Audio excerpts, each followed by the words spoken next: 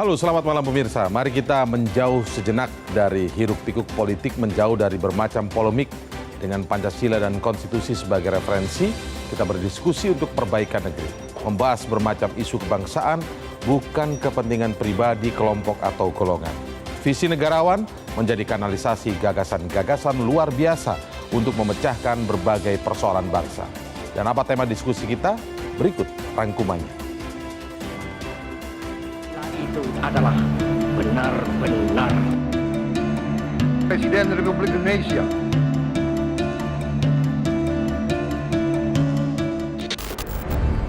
jalan-jalan harus Bung Karno menegaskan, proklamasi tidak menghentikan perjuangan.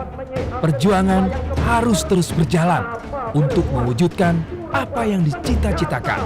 Melindungi seluruh tumpah darah Indonesia, memajukan kesejahteraan umum, dan mencerdaskan kehidupan bangsa adalah 3 cita-cita proklamasi yang tercantum dalam Mukadimah Konstitusi. Peraih hadiah Nobel Ekonomi, Daron Acemoglu, mencoba melacak akar kesejahteraan sebuah bangsa. Hasilnya, kunci mencapai kesejahteraan adalah institusi ekonomi inklusif yang diciptakan melalui politik inklusif. Indonesia kini memasuki era baru dengan peresmian pemerintahan hasil pemilu.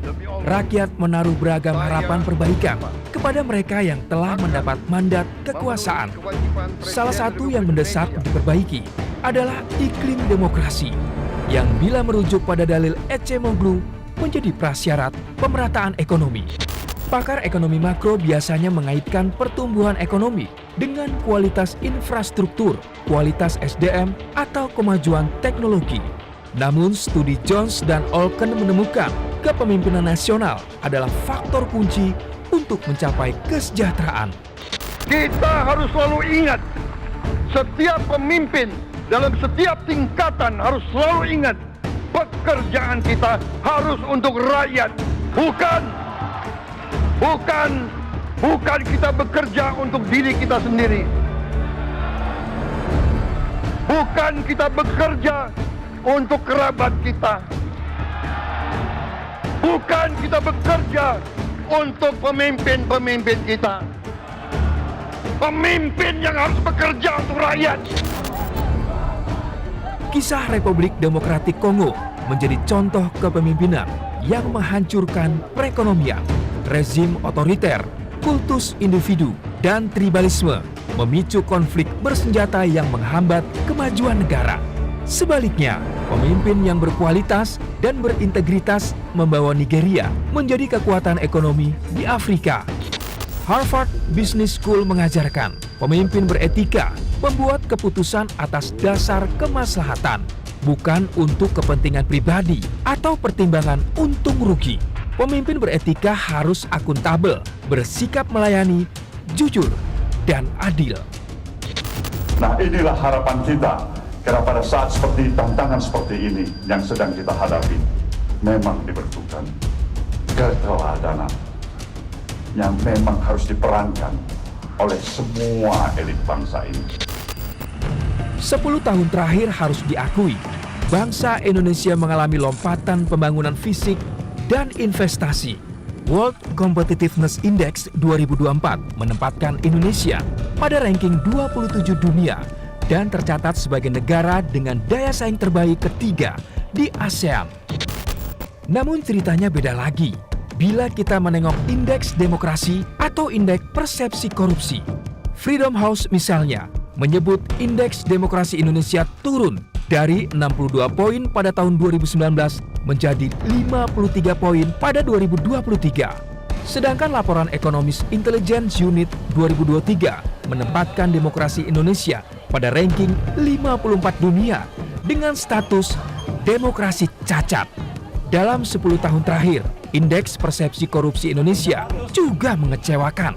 Pada peralihan kekuasaan tahun ini, skor IPK Indonesia mundur 10 tahun, kembali pada skor 34. Pembangunan nasional berlandaskan Pancasila adalah pembangunan seutuhnya, bukan hanya pembangunan fisik atau ekonomi semata. Dengan Pancasila sebagai paradigma, pembangunan ditujukan untuk meningkatkan harkat dan martabat bangsa, meliputi aspek jasmani, rohani, sosial, dan ketuhanan.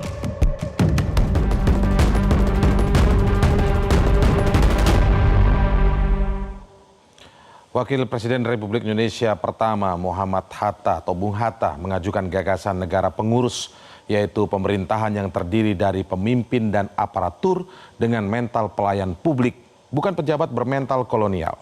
Sayangnya menurut cendekiawan Inggris Jeremy Kubicek, mayoritas pemimpin lebih banyak menuntut ketimbang memberi, lebih banyak menikmati ketimbang melayani, dan lebih banyak mengumbar janji ketimbang memberi bukti. Bertentangan dengan tokoh kemerdekaan Kasiman Singodimedjo yang menyatakan jalan pemimpin bukan jalan yang mudah. Memimpin itu menderita. Kepemimpinan nasional kerap menjadi topik penelitian di tingkat global. Dua ekonom Amerika Serikat, Jones dan Olken, menemukan cara paling mudah mengubah nasib sebuah bangsa adalah melalui pemimpinnya. Pemimpin menentukan kebijakan publik, membentuk kultur birokrasi hingga akuntabilitas pengelolaan negara. Estafet kepemimpinan, menurut pidato Presiden, berarti bekerja keras mewujudkan visi Indonesia Emas. Tentu hari ini masih terlalu dini untuk menilai kinerja pemimpin nasional yang baru berganti. Apalagi pemimpin sebelumnya meninggalkan setumpuk persoalan yang menambah beban kerja pemimpin berikutnya. Estafet kepemimpinan adalah tema diskusi pekan ini dengan narasumber yang sudah hadir pada malam hari ini. Dekan Fikom UIN Jakarta, Dr.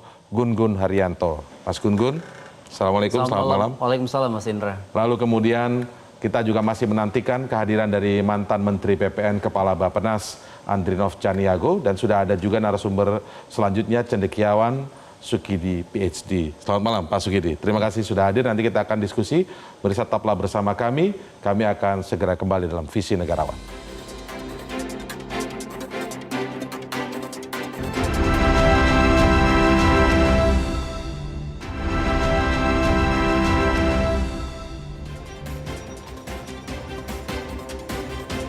Anda menyaksikan Visi Negarawan. Pidato-pidato Presiden tegas memberi arahan apa yang harus dilakukan serta dihindari para bawahan.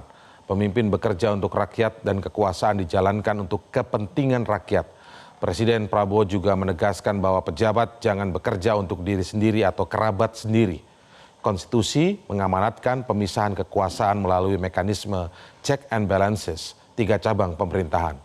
Akuntabilitas kekuasaan sama pentingnya dengan efektivitas pemerintahan. Baik, saya langsung ke Pak Sukidi. Pak Sukidi, kita melihat ya, sekarang ini adalah tentu saja momentum memulai lembaran baru pemerintahan kita sambil melihat bagaimana mungkin kita akan tercapai soal visi Indonesia Emas 2045 tentu saja ya. Tapi kan kita tahu juga ada sejumlah persoalan yang cukup serius ditinggalkan pemerintahan sebelumnya. Tadi disinggung dalam tayangan sebelumnya soal indeks persepsi korupsi kita yang mundur 10 tahun yang lalu gitu kan. Lalu indeks demokrasi yang juga skornya tidak memuaskan, bahkan menurun. Skor kebebasan pers juga tadi sempat kita singgung juga. Dan bahkan mungkin kita bicara indeks demokrasi ya yang juga skornya turun. Nah, Anda sebagai cendekiawan melihat idealnya memulai lembaran baru, pemerintahan baru menuju Indonesia Emas ini, kita mulai idealnya dari mana? Saya kira pertama tentu saja menengok kembali warisan terbaik dari Ibu dan Bapak Bni Bangsa. Ya. Dari Bung Hatta kita belajar bahwa menjadi pejabat negara itu adalah semangat untuk melayani rakyatnya. Melayani ya, garis bawah melayani ya. Bukan untuk dilayani. Betul. Karena yang sering terjadi adalah pejabat bermental doroisme. Doroisme. Semangat untuk diperlakukan sebagai tuan, yang akhirnya minta dilayani dalam hampir semua aspek. Hanya sekedar membuka pintu mobil, tetap minta dibukakan pintu oleh ajudannya. Saya kira ini perlu dirubah. Mentalitas dari hal yang kecil-kecil dulu. Dari hal yang sederhana. Itu pertama. Yang kedua, dari Bung Karno kita belajar tentang bagaimana Pancasila menjadi bintang penuntun untuk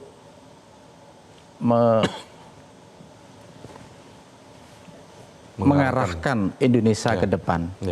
Nah, ini yang seringkali kita lupa bahwa Pancasila hanya dihafalkan, hanya dijadikan materi pidato, tapi tidak dijiwai dalam kehidupan kebangsaan, kehidupan kenegaraan. Mental untuk melayani, bukan dilayani itu sebenarnya sebuah kondisi yang too good to be true atau tidak sih?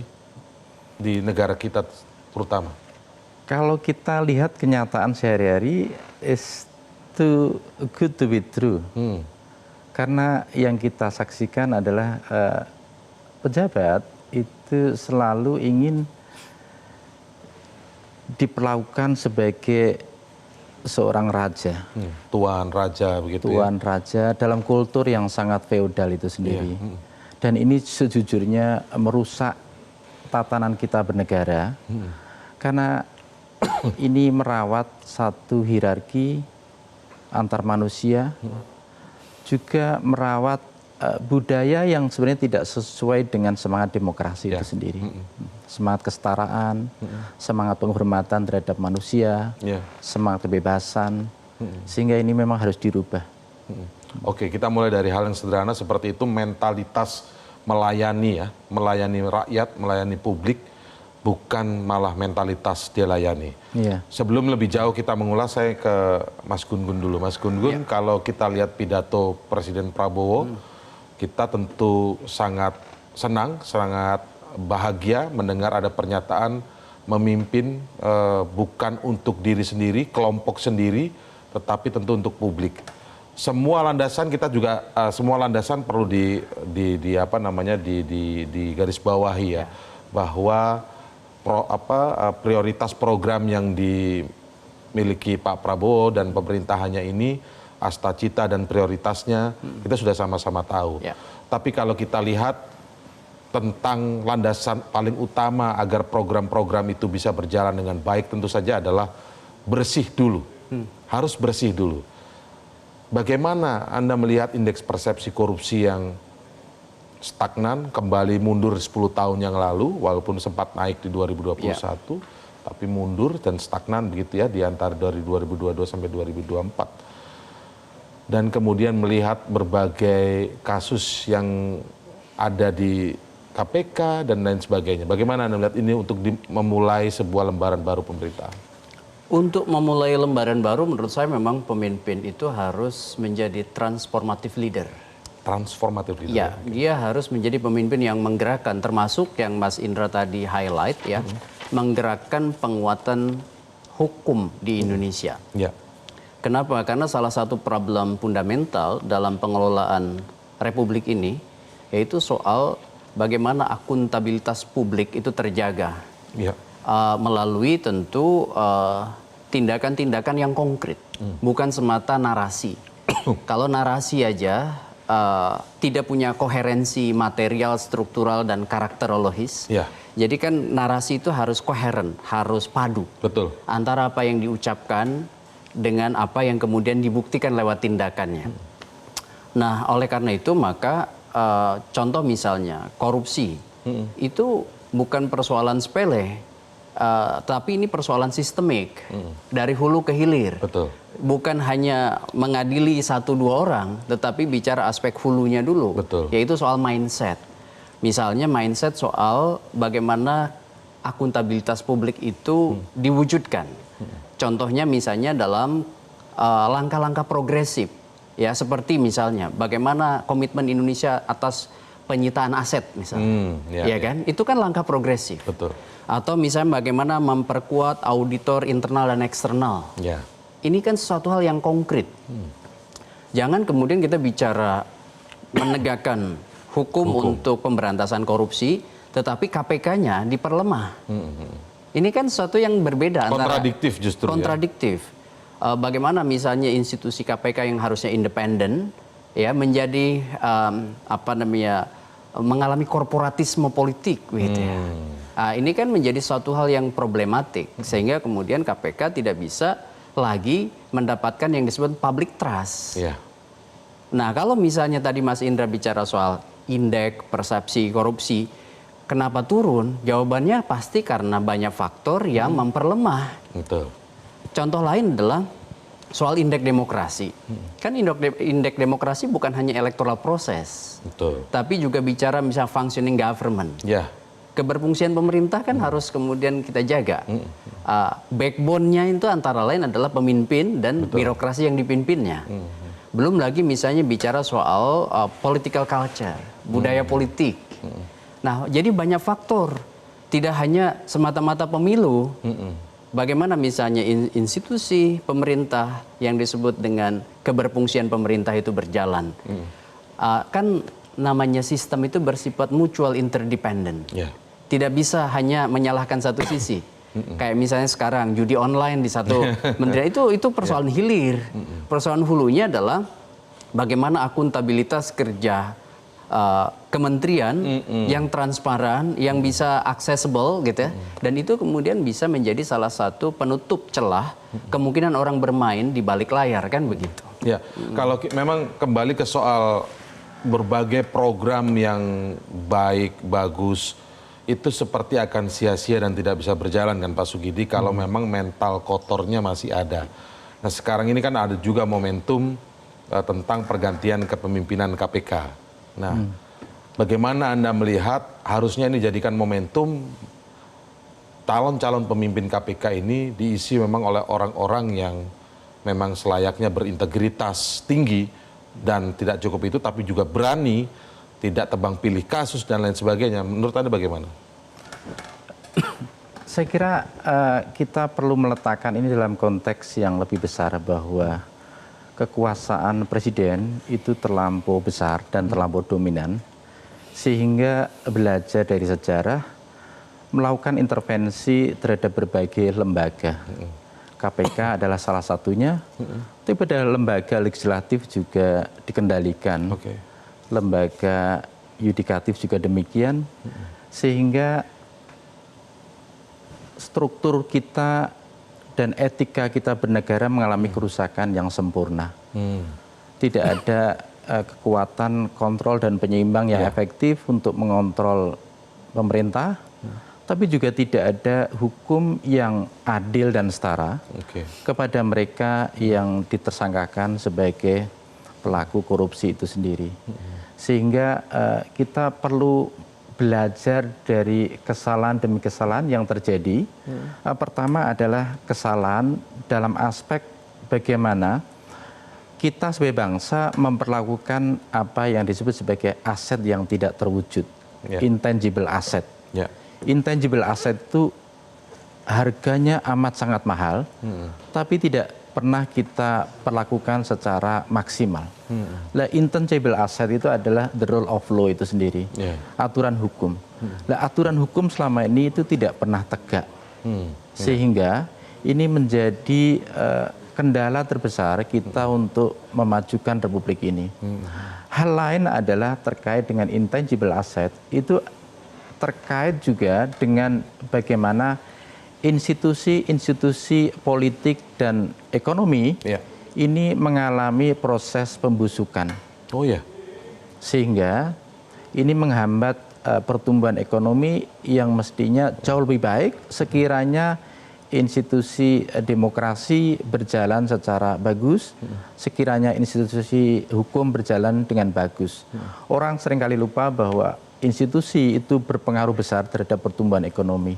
Dan itu temuan dari peraih Nobel Ekonomi, James Robinson dan kawan-kawan.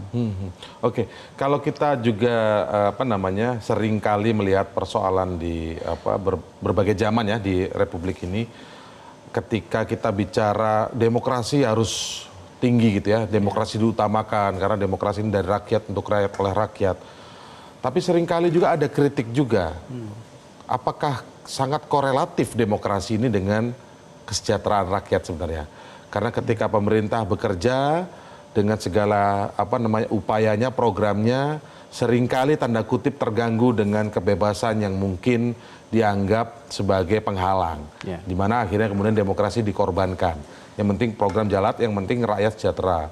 Lalu masuk pada teori juga bahwa demokrasi itu kan hanya alat. Nah, supaya kita tidak misleading lagi dengan hal-hal seperti ini, dan demokrasi harus kita jaga, penting sekali. Jangan seringkali dijadikan anggapan itu menjadi penghambat dalam proses pembangunan, dalam proses menyejahterakan masyarakat yang dilakukan oleh pemerintah. Menurut Pak Gun-Gun kayak gimana itu? Jadi gini, menurut saya kita jangan oversimplikatif ya, mengatakan bahwa ketika kita mengambil pilihan demokrasi itu tidak kemudian berkorelasi positif dengan kesejahteraan. Iya. Sebenarnya kan bukan di situ problemnya. Problemnya adalah dalam konteks bagaimana mengelola demokrasinya itu sendiri. Karena begini, ada dua problem mendasar yang kerap kali mereduksi kuatnya proses pelembagaan demokrasi di satu negara. Pertama itu yang disebut dan groupthink. Ini kan satu teori dari Irving Janis ya, bahwa ketika misalnya mengambil satu keputusan strategis yang sifatnya untuk publik, itu kemudian direduksi satu kebijakan itu pada kekelompokannya. Ada batasan afiliatif pada figur, sebut aja personal sentris pada seseorang. Atau sekelompok kecil orang, sehingga kemudian demokrasi sebenarnya tidak berjalan hanya dari oleh untuk sekelompok kecil orang, tidak dari oleh untuk rakyat. Nah, problemnya adalah tentu itu akan menghambat salah satunya misalnya pertumbuhan ekonomi. Kenapa? Karena para pemburu rente itu bergerak dari oleh untuk kelompok kecil itu, kan begitu. Sehingga kemudian ada legitimasi kekuasaan pada sedikit orang. Kesejahteraan akhirnya tidak terdistribusi dengan baik. Dengan rata. Begitu. Ya, itu yang menurut saya salah satu problem mendasar. Kenapa?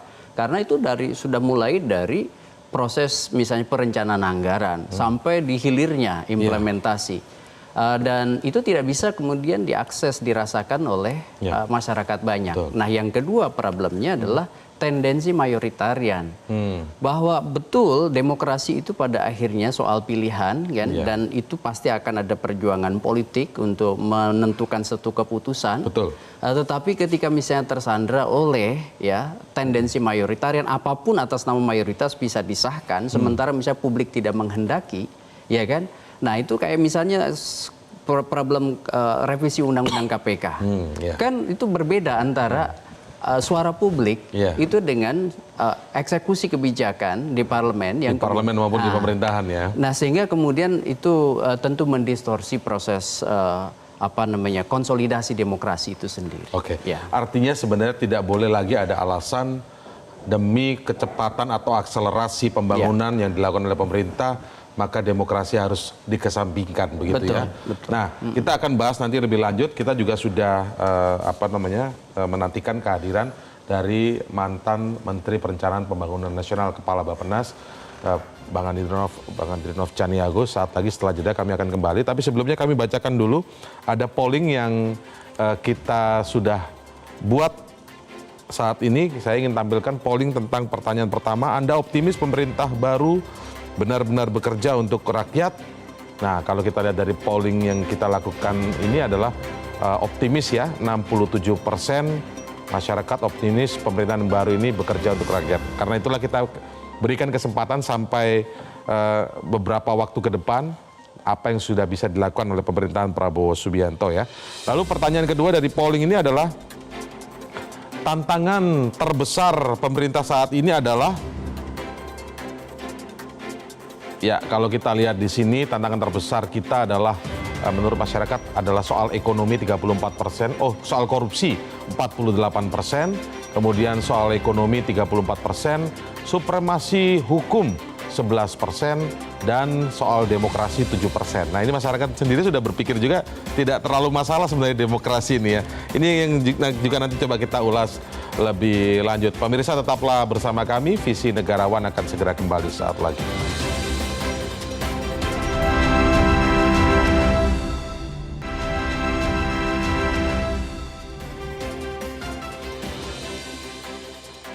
Ya, kita sambut Bang Andrinov Caniago. Selamat malam, Bang Andrinov. Selamat malam. Sebagai mantan kepala Bappenas ya, Menteri Perencanaan Pembangunan Nasional.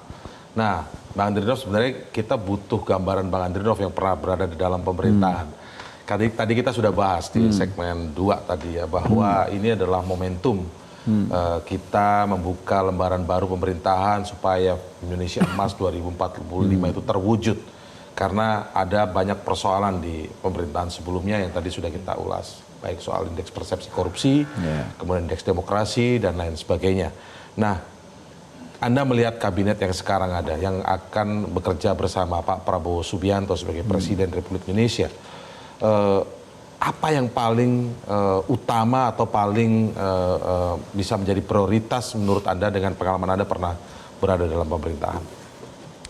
Pertama, visi tentu harus jelas sampai ke level yang lebih konkret gitu ya. Nah, dan itu harus dipahami sampai ke bawah ya, oleh ya para pembantu beliau dan juga tentu kalau bisa sampai ke pemerintahan daerah. Karena mungkin sepertiga operasionalisasi pembangunan ini juga ada kewenangan di daerah kan ya.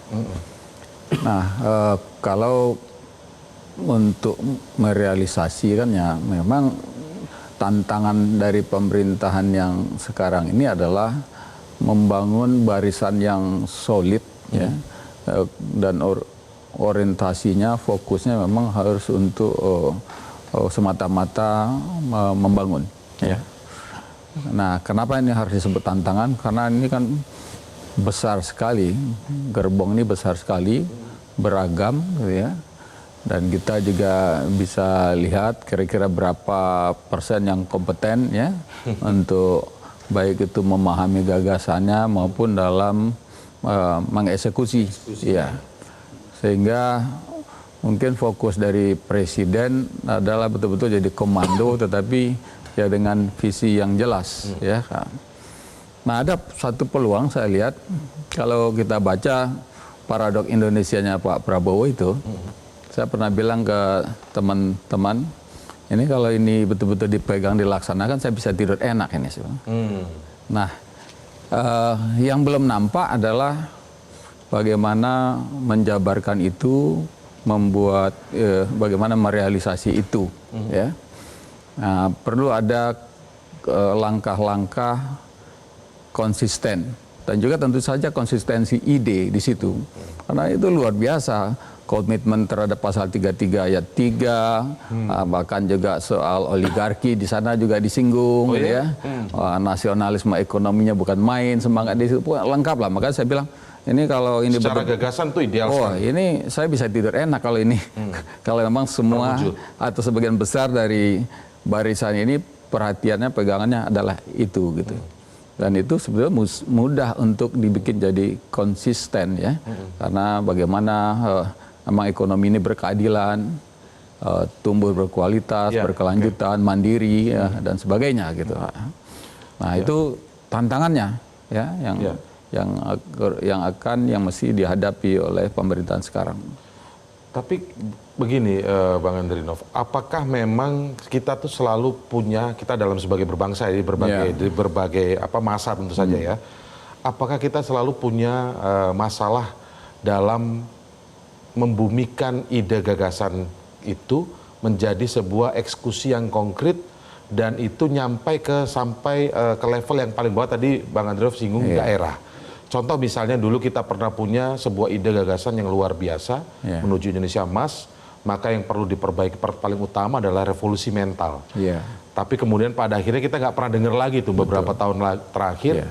Dan sepertinya tidak ada hasilnya, sepertinya begitu. Nah, apa itu persoalan-persoalan kita yang memang persoalan kita adalah menjalankan secara konsisten.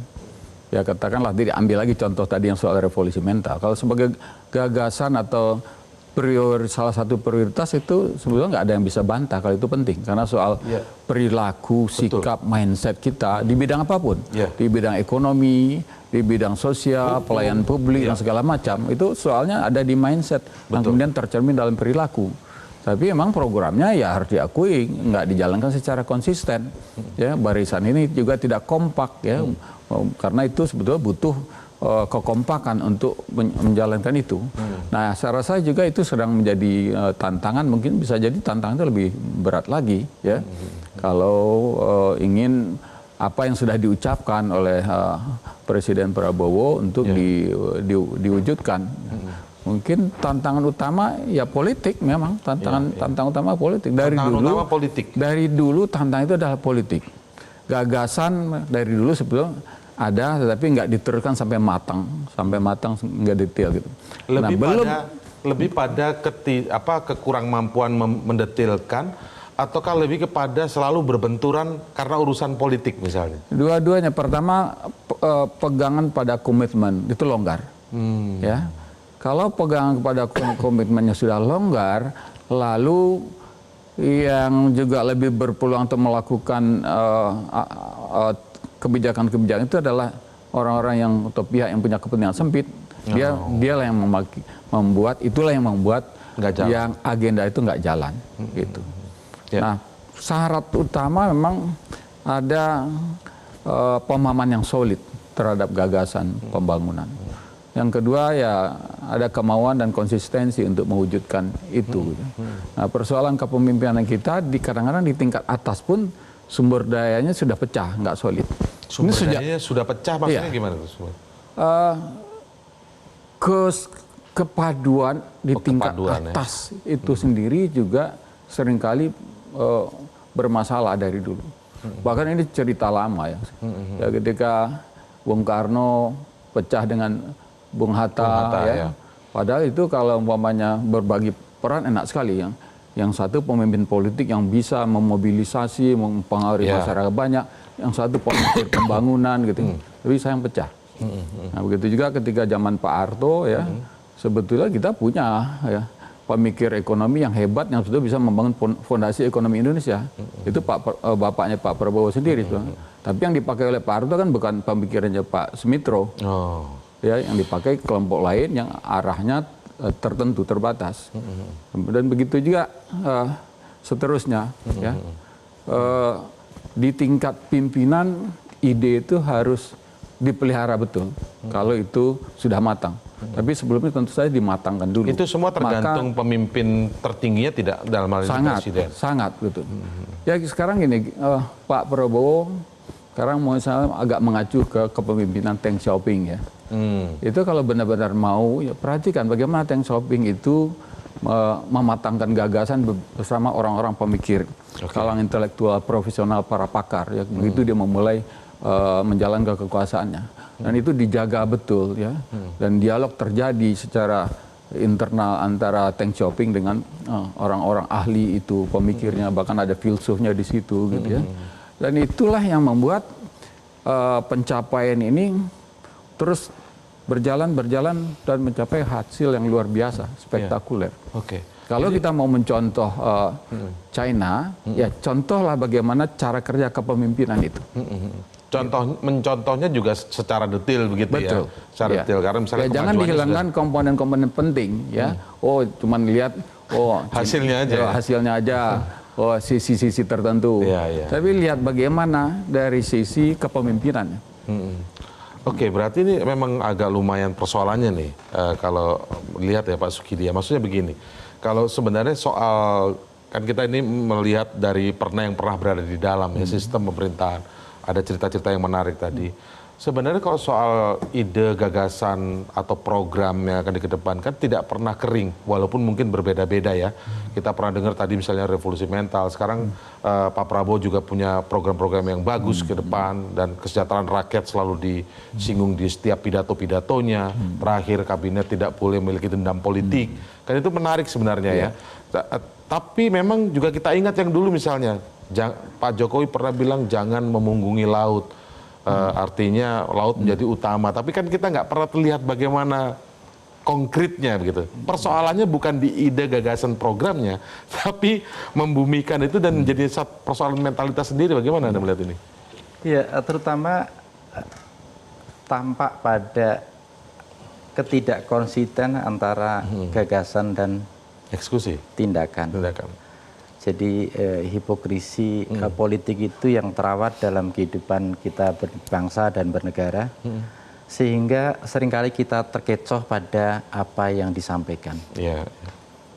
Sebenarnya yang kita butuhkan ke depan itu bukan kepemimpinan dengan gaya retorika, karena kita telah belajar dari sejarah betapa banyak retorika yang akhirnya menipu rakyat. Yang kita butuhkan ke depan adalah kepemimpinan dengan keteladanan. Keteladanan itulah ukuran terbaik untuk melihat kualitas karakter seorang pemimpin. ketika pemimpin berpidato tentang pentingnya meritokrasi untuk menjalankan satu negara, maka itulah tindakan yang mestinya diambil karena satu kesadaran bahwa meritokrasi adalah instrumen terbaik untuk memajukan satu bangsa, bukan kakistokrasi. Satu sistem pemerintahan yang diisi oleh mereka yang secara moral bangkrut. Itu sekedar contoh. Contoh lain adalah kesadaran bahwa ketika berpidato tentang pentingnya demokrasi, maka yang dikerjakan adalah keteladanan dengan memberikan ruang oposisi untuk memperoleh kebebasan melakukan kontrol dan penyeimbang terhadap kekuasaan eksekutif. Yang terjadi adalah oposisi dipersempit ruang geraknya, sehingga menjadi tidak punya kebebasan yang adil dan setara untuk melakukan kritik kepada kekuasaan. Pada pers, tentu saja metodenya tidak lagi memberedel, tetapi dengan cara Membiarkan. melakukan satu intervensi yang halus dengan membeli ruang, membeli tempat yang akhirnya untuk melakukan satu intervensi terhadap kebebasan pers itu sendiri. Iklan juga tidak diberikan secara adil dan setara, sehingga ini tentu saja tidak Dibiarkan kondusif. mati sendiri gitu ya maksudnya ya. Exactly. Dan terakhir, tentu saja pada aspek rule of law, pada aspek penegakan aturan itu sendiri. Ingat ketika Bung Hatta mendirikan Republik bersandarkan pada hukum, Bung Hatta sadar betul bahwa aturan hukum itulah yang menjadi instrumen terbaik untuk menghindari tirani kekuasaan.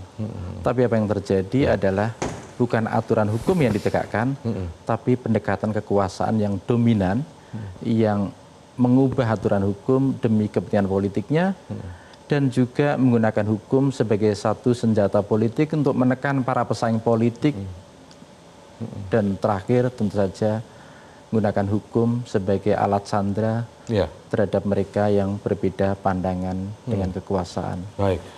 Sebelum saya ke Mas Gun-Gun, saya mau baca satu polling lagi nih. Ini cukup menarik ya. Boleh ditampilkan teman-teman untuk melihat polling yang kali ini. Ada pertanyaan tentang Anda optimis target Indonesia menjadi negara maju pada 2045 tercapai?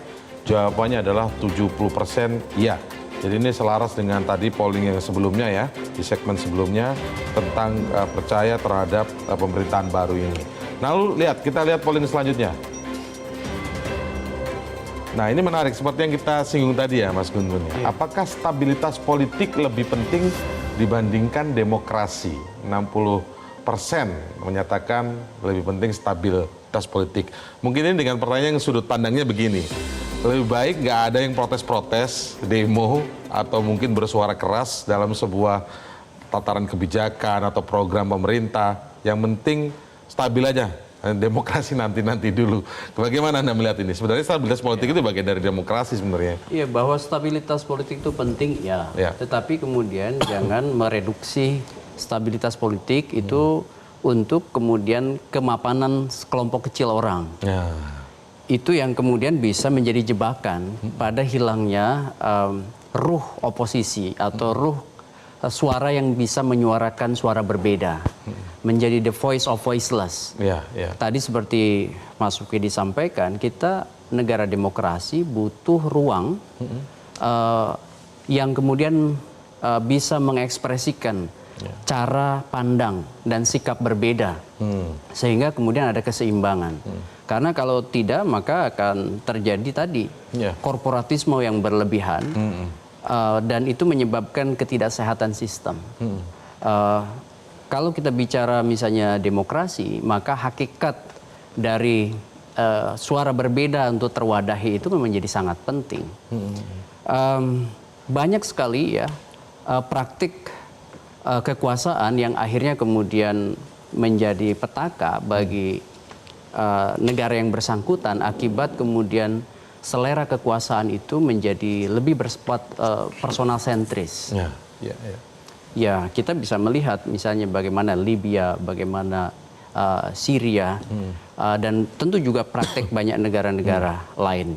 Ketika misalnya itu menjadi satu kekuatan yang sangat personal sentris atau kelompok tertentu ya, sentris itu kelompok tentu ya. akan merugikan dalam banyak hal. Nah, Indonesia kita sama-sama tahu ini highly fragmented multi-party system. Ya, ya. Dan dengan fragmentasi kekuatan politik yang beragam ya, yang sangat kuat ya, terfragmentasi ini, ada jebakan yang kerap kali berulang. Apa itu? Yaitu akomodasi politik yang berlebihan. Sehingga kemudian kita bisa lihat misalnya bagaimana postur kabinet, bagaimana pengelolaan kekuasaan, itu kemudian menyebabkan itu jebakan ya? Iya, itu menjadi jebakan. Kenapa? Kalau kita lihat misalnya seluruh kekuatan itu terkumulasi, maka selalu ada godaan kan untuk kemudian keluar dari hal-hal yang sebenarnya dikonsensuskan. Contoh misalnya, selalu ada godaan untuk terus ingin berkuasa, iya kan? Kenapa? Karena menyadari bahwa dukungan politik bisa dikendalikan. Itu yang saya tadi sebut sebagai tendensi mayoritarian. Nah, kemudian kalau kita evaluasi proses itu, kemudian kenapa juga bisa menjadi problem serius ketika misalnya akomodasi politik berlebihan. Karena juga penegakan hukum tidak akan bisa dilakukan dengan baik. Kenapa? Karena ada mekanisme saling melindungi kan. Nah, tadi saya sudah singgung soal groupthink. Batasan afiliatif yang kemudian pada akhirnya muncul praktek saling menutupi itu kemudian kan menjadikan sistem menjadi tidak sehat gitu, Mas Indra. Kita jeda dulu, nanti kita akan kembali mendiskusikan ini nanti memang di segmen terakhir ya. Kita akan coba paparkan atau mungkin bedah kalau dari sebelumnya Presiden Prabowo sudah pernah menyinggung tentang jangan bangga karena kita masuk G20 padahal banyak rakyat lapar. Artinya ini kalau kita menangkap secara umum ada upaya jangan terlena dengan soal framing-framing keberhasilan padahal banyak ketidakberhasilan di kanan kirinya. Kita akan ulas lebih lanjut, tetaplah bersama kami di Visi Negarawan.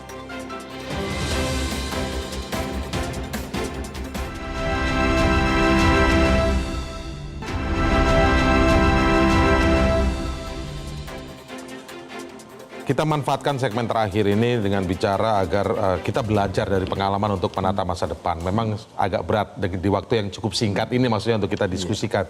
Tapi saya kembali ke Bang Andrinov yang punya pengalaman di sana. Kan tadi Pak Prabowo menyinggung, jangan terlena kita masuk G20 padahal di kanan kiri rakyat masih lapar, harga-harga masih tidak terjangkau, kelas menengah turun drastis menjadi kelas menengah rentan, daya beli lemah dan lain sebagainya begitu. Kadang-kadang kita godaan di pemerintah ini ya, Pak Andrinov, adalah suka terlena dengan framing seolah-olah sudah tercapai KPI-nya. Gitu. Dan di framing begitu loh. Supaya kita tidak mengulang lagi seperti itu. Gimana Pak, menurut Anda? Itu pernyataan Pak Prabowo yang dikutip itu bagus sekali. Itulah yang perlu diturunkan bagaimana caranya logis untuk menjadi hasil untuk mencapai kinerja. Itu satu klaim pernyataan yang memang penting bahwa ini kita masih banyak masalah, jangan terpukau oleh sanjungan-sanjungan ya. Nah, misal juga termasuk sekarang berhasil nih diwacanakan soal kelas menengah kita melemah. Itu satu sisi betul. Tetapi ada hubungan nggak kelas menengah yang melemah dengan tatanan ekonomi kita, sistem ekonomi kita? Apakah ini karena merosotnya ekonomi atau tatanan ekonomi kita yang buruk? Ya, karena kalau kita lihat faktanya, kalau kita telusuri lebih jauh, ini kan soal distribusi yang makin nggak adil. Yang ke atas kan makin kencang naik. Tatanan ya berarti. Iya. Jadi gapnya makin jauh. Betul, ini redistribusi ini yang makin lari dari ekonomi kerakyatan. Pasal 33 ayat 3, itu kelihatan kok. Hari ini kita lihat ada perusahaan, seseorang akan dapat dividen 2,7 triliun. Ntar lagi. Nah, ada yang harus dijabarkan secara konsisten dari pernyataan-pernyataan itu. Misalnya komitmen terhadap tata kelola sumber daya alam, soal redistribusi, soal efisiensi, segala macam itu yang harus diturunkan. Nah, tadi penting sekali yang disampaikan oleh Mas Sukidi, jangan berhenti di retorika, ya, maka dialog yang lebih intens harus dibuka, baik di dalam maupun dengan pihak luar, mau oposisi, setengah oposisi, penyeimbang, gitu. Ini penting, ya. Sekarang supaya ada istilah setengah oposisi, lagi trennya. Nah, supaya langkahnya itu konsisten dan konsekuen dari gagasan besar. Ya. Maka tadi saya katakan, ini kalau menjadiin konstitusi kedua, paradok Indonesia ini bagus sekali. Jadi setelah UUD 45 ini bisa jadi konstitusi jangka menengah, ya. Nah, tetapi bagaimana supaya ini konsisten? Kalau enggak nanti akan ditutup-tutupi oleh retorika politik lagi, gitu ya. Padahal faktanya masih banyak kurang-kurang. Betul. Nanti muncul itu diangkat lagi setelah 5 tahun kemudian, ya, di awal pemerintahan yang baru, tertenggelam lagi, terulang lagi. Nah, hasil jangka panjang kita pas kita lihat, loh, kita nggak maju-maju, kita nggak bergerak sebetulnya, kan begitu. Ini masalah kemiskinan, pengangguran, kesenjangan terutama, ya, mungkin ini menarik memang. Jangan terlena dengan istilah ada ekonomi melemah. Padahal ada soal tatanan ekonomi yang salah. Ini karena penting, kan kalau lihat agregat pertumbuhan kita lumayan 5% itu. Berarti kan bukan soal ini ekonomi melemah. Karena kalau bicara tatanan berarti ada distribusi yang tidak merata. Betul. Ada yang dominan, yang makin kaya dominan, makin kaya, yang tidak mampu atau yang berkecukupan jadi tidak mampu turun dan bahkan semakin miskin, begitu ya. Betul. Oke, baik Pak Gun Gun sebagai penutup dan kemudian Pak Sukidi. Memang Pak Prabowo harus memanfaatkan momentum di mana yang tidak pernah dirasakan sebaik ini. Maksud saya proses transisi pemerintahan yang sangat baik, ya. Maksud saya tidak pernah dialami oleh Soeharto dari Soekarno, tidak pernah dialami Habibie dari Soeharto dan seterusnya sampai kemudian Jokowi dan Pak Prabowo. Termasuk, ya, kelonggaran untuk membentuk kementerian yang begitu banyak dengan berubahnya undang-undang, kan. Dari Undang-Undang 39 2008 ke Undang-Undang 1 tahun 2024. Nah, maksud saya ini momentumnya harus dioptimalkan. Kenapa? Karena kalau kemudian hanya berhenti pada narasi, ya, dalam konteks retorika politik, itu maka tidak akan membuahkan hasil signifikan. Singkat saja Pak Sukidi, silakan. Saya ingin mengajak kepada seluruh rakyat Indonesia untuk kembali mencintai tanah air dengan ketulusan, dengan perjuangan, dengan amal kebaikan. Ini adalah tanah air di mana kita lahir, tumbuh, berkembang, dan insya Allah kita mati juga di Indonesia. Karena itu mari kita cintai ini dengan sepenuh hati. Termasuk ini tentu saja kepada para pemimpin, ya. Baik, terima kasih Bang Andrinov, Pak Gun Gun, dan juga Pak Sukidi telah bergabung bersama kami malam hari dalam Visi Negarawan. Semoga pemirsa ini menambah wawasan kita semua tentang bagaimana kita membangun bangsa ke depan. Kepedulian kita tentu akan berkontribusi sedikit atau banyaknya atas kemajuan bangsa ini. Saya Indra Maulana, terima kasih Anda sudah menyaksikan Visi Negarawan. Selamat malam, sampai jumpa.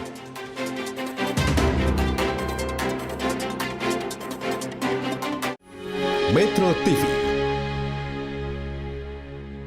Jelajahi cara baru mendapatkan informasi. Download Metro TV Extend sekarang.